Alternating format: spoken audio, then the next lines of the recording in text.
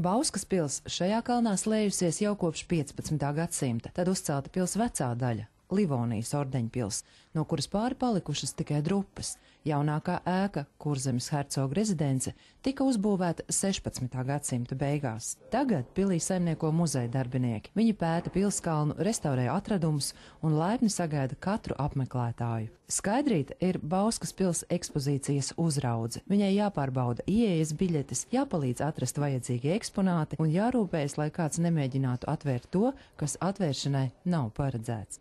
Citreiz Skaidrītei mazliet nākas iejusties arī stāstītājas lomā.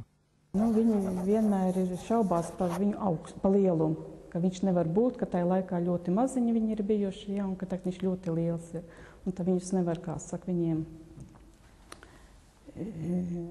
neiestāstīt, kā lai to pasaka, kad tas paaugstinājums ir liels, un tāpat bruņām taču ir augšdaļa brīvāka, un no kājām ir, un ka viņš tikai izskatās, ka viņam visos plecos viss ir taču brīvs. Skaidrīta stāsta, ka tikpat lielu interesi apmeklētājos rosinot tērpu un apavi, kādus valkājuši hercoga galmā. Starp citu, kleita ar visām rotām svērusi tikpat cik bruņu tērps, bet kurpes vilktas viena otrai virsū, lai, izejot ārpus telpām, nesasmērētu istabā valkājumos apavus. Tieši tērpu ekspozīcija Skaidrītei ir vistuvākā. Viņa saka, tur vismaz acis var pamielot. Darbs muzejā tagad ir nozīmīga Skaidrītas dzīves daļa, lai arī visu mūžu viņa nodzīvojusi tepat Bauskā, agrāk muzeja durvis vērt nav nācies, un varbūt, ka tā tas būtu arī palicis, ja nebūtu sašķobījusies veselība. Strādāju pa konditori. Veselības problēmas dēļ aizgāju no darba prom. Tortes cepu, palīdzēju arī pārējos konditoru darbus, bulciņus un viss, kas ir saistīts ar konditoriju. Darbs bija smags, Skaidrītei sāka sāpēt mugura, rokas un kājas, pēc tam parādījās reiboņi. Nepieciešams bija slimības lapa paņemt. Noslimoju 9 mēnešus. Iedeva man grupu. Es gāju, protams, no darba projām tad. Gāju uz bezdarbniekiem. Ceļš uz muzeju pavērās mazliet vēlāk, kad, pateicoties ārstēšanai, veselība uzlabojās. Piedāvāja, kad ir vieglāks darbs, kad šeit tikai jāuzrauga, ir apmeklētāji, tikai biļetītes jānoplēš, nekas nebūs smags jādara. Tāpat ir pasēdēt var un atpūsties var. Brīvajā laikā, kad muzejā nav apmeklētāju, Skaidrīta šoja tērpu apkaklītes vai lasa žurnālu atpūtas telpā, kas iekārtota projekta pasākumi noteiktām personu grupām ietvaros. Ir arī bijis nepieciešams, ir bijis, ka pat brīvu ņem un neatnāk uz darbu, samainos ar kolēģiem. Skaidrīta atzīst, ka nākotnē veselības uzlabojumus ārste nesola, tāpēc jāapzinās, ka darba slodzei līdz būs jāsako arī turpmāk. Pēc projekta beigām Skaidrīta darbu gribētu turpināt tieši šeit, Bauskas pilskalnā.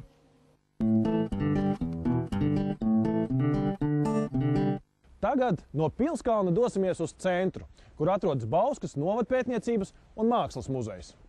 Muzejs tā nav vecu krāmu glabātuve, kā dažkārt domā, bet mūžam mainīga vide, kur katrs var atrast sev vajadzīgo un noderīgo. Te ir mūslaiku un vecas fotogrāfijas, rotaļlietas un lelles, mini interjeri, kas stāsta par sadzīvi dažādos laikos. Visu to veidojuši talantīgi un aizrautīgi cilvēki, meistari, katrs savā specialitātē.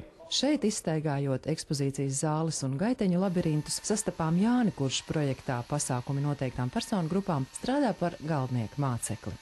Slīpēju parketu dotajā brīdī, griezti uzlikti, sienas nokrāsots, protams, pēc tam būs jāaptīra, jo putekļi ir diezgan lieli.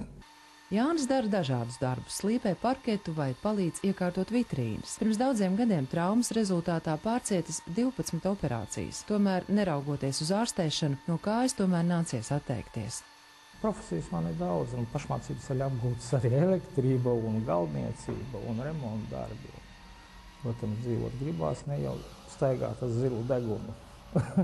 Ļoti man palīdzēja arī kādreiz Liepājas pusē, tas bija mācītājs Gins Krombergs, viņš ir Grobiņas luterāņu draudzes mācītājs, tā viņš man pacēla. Bija lielā depresijā iekrīts kādu laiku.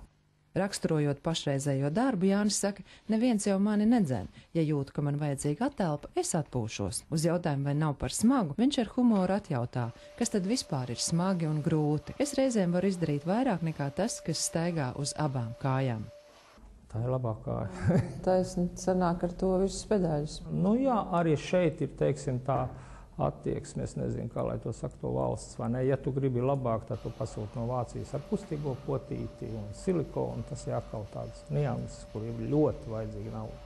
Ja tu gribi strādāt un kustēties normāli. Ja šeit man projekts beigsies un nepaņems patstāvīgā darbā, nu tad jāmeklē būs tālāk, no aizrunāt vieta ir. Bauskas novadpētniecības un mākslas muzejā ir apmēram 60 000 dažādu krājumu vienību. Visas tās jāiegrāmato. Par to rūpējas Teisa Rauvena, krājuma nodaļas arhivāri. Arī Teisa, līdzīgi kā Skaidrīta un Jānis, par darbu muzejā agrāk nedomāja. Tomēr radās veselības traucējumi un iepriekšējais darbs bija jāatstāj. Līdz muzejam es strādāju bērnu dārzā. Man bija ļoti kustīgs dzīvesveids. Un tad pēkšņi viss mainījās. Un 5. gadā es tiku te muzejā strādāt. Un nostrādāju pēc Nodarbinātības valsts aģentūras tos 2 gadus. Tad pagāja man tie 2 gadi. Un muzeja valsts pārvalde rīkoja, sāka veidot Nacionālo muzeju kopkatalogu. Tas ir ievadīt visus muzejiskos priekšmetus tie katalogā iekšā internetā.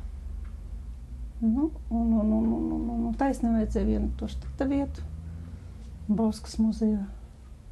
Apcakot, man ļoti paveicās. Tagad Teisai ir pastāvīgs darbs muzejā. Viņas ikdienas sabiedrotais ir dators un grāmata glītā tintas rokrakstā tapusi. Šī mums ir inventāra grāmata. Tāds mums ir ļoti daudz. Un te viņi man palīdz darbā, ko es ievadu kopkatalogu. Agrāk vēl pirms darba bērnu dārzā Teisa strādājusi pastā. Viņai ir sakara operators izglītība, tā kā darbs ar dažādu veidu informāciju nebija svešs. Pēc ilgstošas ārstēšanās viņa saņēma piedāvājumu no Nodarbinātības valsts aģentūras. Man piedāvāja vienu vietu. Es saku, muzejā negribiet? Es saku, kā negribu? Kad tik cilvēkos es esmu ļoti apmierināta. Siltumā. Sākumā varbūt man pietrūk tā bērnu dārza trokšņa, ka es strādāju tā bērnu dārzā, viss tās skaņadas un tā dzīvīga, tā kustīgā dzīvesveida. Tagad jau pieradu pie tā miera.